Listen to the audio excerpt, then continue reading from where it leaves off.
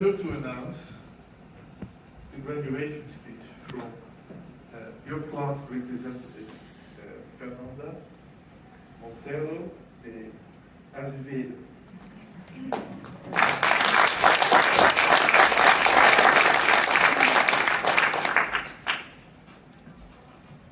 Hello. Good morning, my fellow EMC adventurers in the room and on Zoom land. Estimated Dean, Program Directors Eric and Michael, Thesis Director and Life Savior Liz, our tireless Silke, and our dear families and friends who are watching us online as early or late, wherever you are around the globe. Good afternoon, good evening. First of all, please let me thank my Wave 33 Plus for the opportunity to represent our 38 beautifully diverse voices. It is not just a pleasure and an honor to be on this dance floor one last time, but also a huge responsibility. And my hope today is to return the trust you invested in me in the form of what I'm calling some reflective storytelling. As my friend Erin Meyer would say, I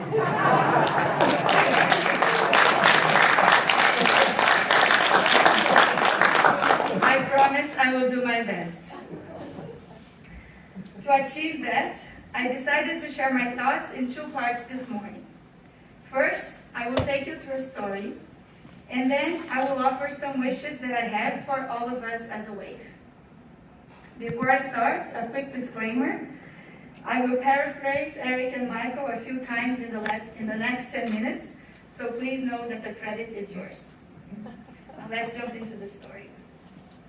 Once upon a time, only humans from a few Eastern countries had the habit of going around wearing face masks like the ones we're wearing today. However, since the beginning of times, every human being had always worn an invisible mask, despite the fact that most people were not aware of it. Invisible masks, you may ask me. Yes, invisible masks.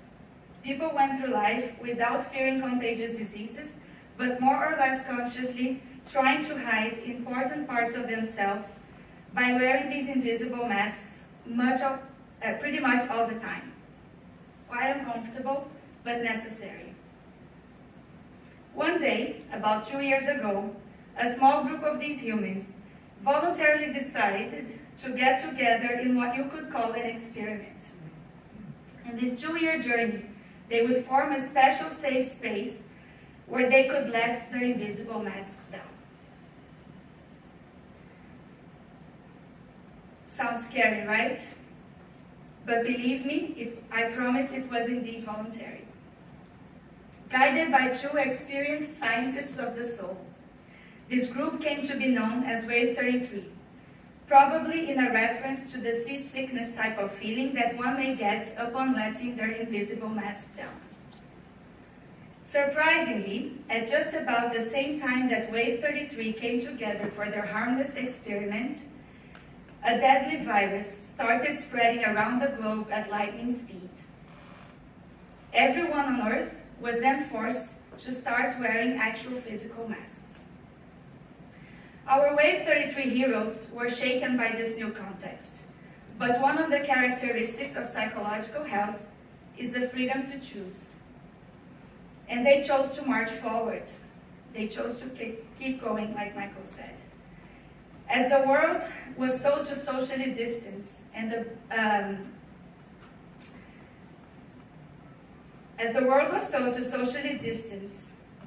Wave 33 participants became closer than ever and welcomed adventurers from other waves, growing into Wave 33 Plus. As the world learned and discussed concepts like herd immunity, Wave 33 Plus came into contact with immunity to change. And as the world spoke about vaccines, Wave 33 Plus realized that there was no vaccine for us. Yes, please allow me to change into the first person now. It was too late for a vaccine. The EMC virus was already in our blood and cells. The only possible measure to avoid contagion would have been to lock ourselves down. But we showed up, in person, virtually, hybridly.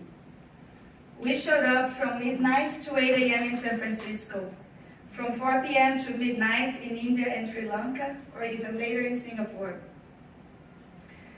We showed up from our living rooms, bedrooms, hotel rooms, even from taxis and COVID test centers.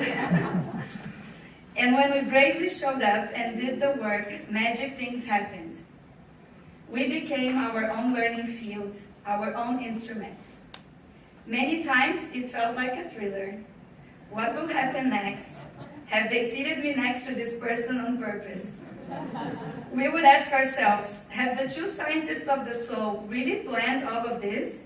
Even the crazy spiral exercise? Who can explain projective identification and who did what first? But I do remember what scientist Michael told us on the very first day. It is not by accident that you're here. Indeed, how could any of this have been an accident?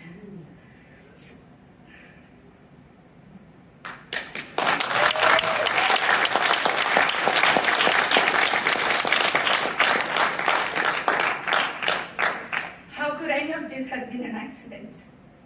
Especially when it feels like we collectively put together such a perfect puzzle in the last 2 years. Our other guiding scientist, Eric, also told us, thinking is confusing, it's messy. Truly deep reflection hurts and makes us sad. But as painful as it sometimes was, we kept marching forward. After all, they guaranteed that if we were lost in the right direction, we were okay. I have this in my notebook. We told each other stories of pain, shame, betrayal, regret that we had never shared with anyone else. But we also shared tales of love, friendship, courage, strength. We helped each other uncover not just the dark side of our shadows, but most importantly, the hidden potential in each of us. What made this experience tough is also what made it beautiful. In the end, I dare to say that Wave 33 Plus has turned COVID into a more than good enough pandemic. We may have missed some of the learning and a lot of the fun by shifting to hybrid, but as individuals, we definitely made the most out of 2 intense pandemic years.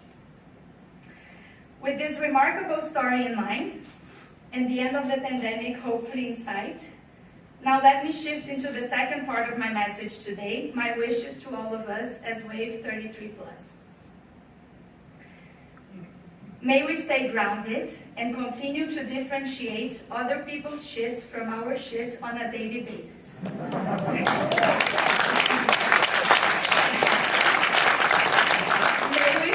May we continue genuinely supporting each other without hidden agendas.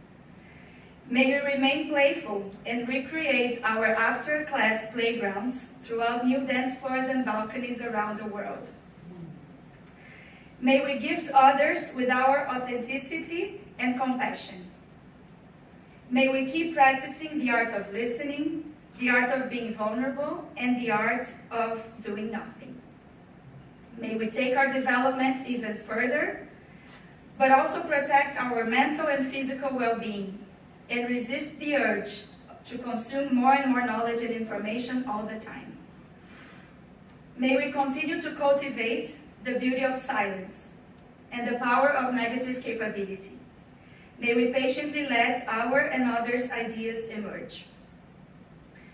May we continue giving life to our associations and reflections. May we smile when we think of our memories together. May we tirelessly pursue the goal of being chief executives of our own lives. May we give back to our families, friends, and work colleagues who have supported us throughout the last 2 years. There is no such thing as an EMC graduate without them. As society's paradigm shifts from output to outcome, from performance to progress, may we have the courage to contribute to other people's growth, to the youth, and to society's evolution in general. No ambition is too small. After all, EMC is a highly contagious virus, and one by one, we can make a difference in people's lives. To finish, I will share a few words by one of the greatest Brazilian writers, a woman named Clarice Lispector. I've lost something which was essential to me and which no longer is. I don't need it anymore, as if I had lost a third leg that until now prevented me from walking, but which made me a stable tripod. This third leg, I lost it. And I've gone back to being someone I never was. I've gone back to having something I never had, just my two legs. I know that only with my two legs I can walk, but I feel the useless absence of the third one, and it scares me. It was that leg that made me findable by my own self without even having to search for myself. Congratulations to Wave 33+. Good luck to all of us as we walk forward with our two legs. I leave each one of you with a big hug and with all of the saudade that already fills up my heart right now. Obrigada, thank you.